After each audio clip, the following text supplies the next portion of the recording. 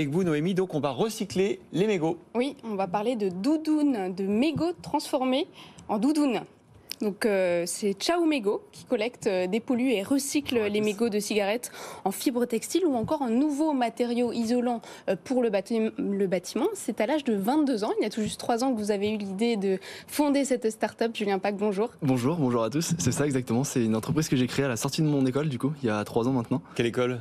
J'étais à HEI du coup sur l'île, c'est une école d'ingénieur. Donc je suis spécialisé en conception mécanique à la base, donc pas trop de rapport avec les matériaux, mais quand même un petit peu parce que ça reste généraliste. Et c'est en bricolant que vous avez eu cette idée, tout simplement. C'est ça, je travaillais avec mon père, en fait on manipulait de la laine de verre dans un bâtiment, et en fait en sortant du bâtiment il y avait un mégot qui était ouvert au sol, et de par l'aspect et la couleur ça m'a fait penser à cette fibre qu'on venait de manipuler, et du coup l'idée est partie de ça. Après il y a eu 1 an d'incubation quasiment, pour après créer la structure 1 an après. Alors il y a la borne de collecte que vous mettez dans les entreprises. Pour ceux qui sont avec nous en télé, elle est verte, on la voit bien pour bien mettre son mégot. Et après vous collectez et c'est vous qui faites le processus industriel sur les mégots. C'est ça, en fait on a 3 activités. On a une activité de collecte, une activité de dépollution, une activité de recyclage. Notre vraie innovation elle est sur la dépollution, puisqu'aujourd'hui il n'existe quasiment rien pour traiter correctement le déchet. Donc on a mis en place un process qui permet d'extraire justement les substances toxiques de la fibre en concentré. Donc on n'utilise pas d'eau, pas de solvant toxique. On a travaillé avec les laboratoires de l'État pour montrer qu'on avait aussi un matériau propre à la sortie.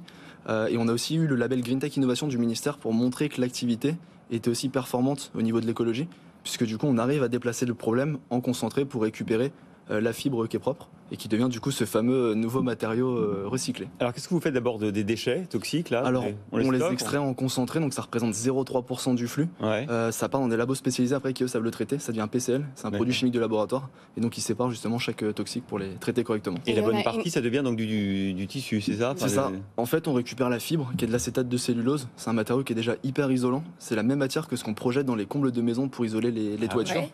Et donc on arrive après à en refaire des plaques plus ou moins épaisses, et on va pouvoir venir coudre ça dans du textile pour faire justement ces doudounes où en fait l'intérieur, le rembourrage est fait à partir du matériau recyclé. Mais vous le revendez, c'est pas vos doudounes que vous fabriquez, vous vendez après à des Aujourd'hui, en fait, spécialistes du textile. Alors en fait on sous-traite aujourd'hui, l'idée après c'est d'internaliser sur notre site industriel. Pour l'instant nous on est vraiment spécialisé dans la dépollution, mais on va quand même faire la doudoune avec des fournisseurs pour pouvoir après la redistribuer, surtout dans les entreprises et les collectivités chez qui on installe les bornes, pour vraiment boucler la boucle et faire une économie circulaire complète. Noémie. Et pour donner un ordre de grandeur, combien de mégots il faut pour fabriquer une doudoune? Alors ça dépend si on a la manche ou pas. Mais, sans la manche c'est à peu près 3500 doudounes, et avec des manches 500 mégots. Ouais, 3500 mégots pardon, ouais, pour une doudoune, et avec des manches c'est quasiment 5000, parce que ça prend à peu près 40%. Et vous avez abandonné l'idée d'en faire des matériaux pour le bâtiment du coup? Alors non, on en fait toujours, c'est des très très gros volumes. En fait aujourd'hui on a des expérimentations où ça prend 20-30 tonnes par semaine, c'est vraiment des très grosses échelles. Donc aujourd'hui on s'est focalisé sur la doudoune puisque c'est aussi plus de valeur ajoutée. L'idée c'est faire de l'économie aussi, parce que c'est parce qu'on fait de l'économie qu'on peut faire de l'écologie. Donc c'est aussi de trouver un modèle économique qui soit stable pour pouvoir justement le faire grossir et le dupliquer à beaucoup plus grosse échelle. Comment est-ce que vous collectez ça dans les entreprises? Alors, avec la borne. Oui, mais enfin, comment est-ce qu'on approche les entreprises pour dire on va mettre des bornes Ouais, alors souvent c'est de pouvoir les accompagner dans leur démarche RSE. Donc on propose des cendriers qui se différencient un petit peu des cendriers classiques, puisque dessus on va communiquer sur le recyclage. L'idée c'est de donner du sens aux fumeurs pour pas qu'ils le mettent par terre, mais qu'ils puissent justement le mettre dans les bornes. On va aussi les sensibiliser à pas fumer. Le but c'est pas de les inciter à fumer plus pour faire des doudounes. Donc on va vraiment proposer des solutions complètes. On a des sacs aussi étanches pour pouvoir mettre les mégots à l'intérieur et qu'on puisse les récupérer. Et ce qui nous permet aujourd'hui de les collecter partout en France. Alors c'est génial Julien Pack, parce que je voyais les chiffres, là, 18 personnes dans votre entreprise déjà. C'est ça. En 3 ans. Et comment vous avez incubé, comment vous avez financé? Parce que 18 personnes, franchement, Faut les payer, en 3 ans, il faut les payer, c'est bien, bravo. Ouais, ça a été un vrai défi aussi, puisque la première année c'était vraiment que du technique. On a fait quasiment 100 000 € de R&D sur le process de dépollution. 1 an après ça a été validé. Donc ça marchait techniquement, mais ça marchait pas encore économiquement. Donc il a fallu justement créer un modèle économique, et c'est parce qu'on a mis en place les solutions de collecte chez les entreprises et chez les collectivités qu'on a pu générer un flux matière et financier, ce qui nous a permis de faire grossir le flux technique et du coup de recruter aussi des gens pour faire grossir la structure. Vous avez des investisseurs, vous avez levé des fonds, comment vous faites? Pas encore, on a toujours réussi à autofinancer le projet jusqu'à aujourd'hui. On a fait 200 000 € de chiffre d'affaires la première année, 800 000 la deuxième, et 1,6 million d'euros Avec des doudounes? Avec les doudounes et avec les solutions de collecte aussi. Mais on a l'impression que votre idée est bonne, mais qu'elle a l'air de consommer à la fois beaucoup de mégots, beaucoup de cash, et que finalement pour juste fabriquer des doudounes, on a l'impression qu'il manque une impulsion économique. Il n'en consomme pas du cash, L'idée, il est autofinancé.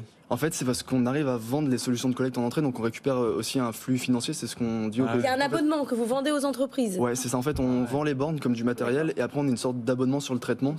L'entreprise récupère derrière une image pour la communication. Elle récupère aussi des rapports d'impact qu'elle peut valoriser dans son RSE. Et derrière, ça nous permet de justement aller développer à beaucoup plus grosse échelle. Et j'imagine que le coût de dépollution reste très cher. Est-ce que c'est plus cher que la revente de la matière Ouais, à ce jour, en fait, le coût de dépollution, l'extraction de ça et la gestion des substances toxiques coûte plus cher que ce qu'on va revendre à la sortie. Ce qui fait que c'est pour ça qu'on va sur aussi la collecte en amont pour pouvoir avoir un modèle économique stable. Mais l'idée aussi, c'est de faire grossir la technologie de dépollution, parce que plus on va dépolluer, moins ça va coûter cher. Et donc c'est toute cette question de comment on peut passer à l'échelle. Il faut de la masse. Ouais, effectivement. Et puis aussi trouver des investissements pour les machines. Et l'idée, c'est ça, c'est de pouvoir aussi aller chercher après à lever des fonds pour accélérer et faire grossir la technologie à beaucoup plus grosse échelle et l'ouvrir à l'échelle européenne et mondiale après, on espère. Bon, bah, vous êtes ingénieur, mais vous êtes la bosse du commerce et développement d'entreprise. Bravo, Julien Pack, fondateur et président de Ciao Mego. Merci, Noémie, pour cette nouvelle trouvaille.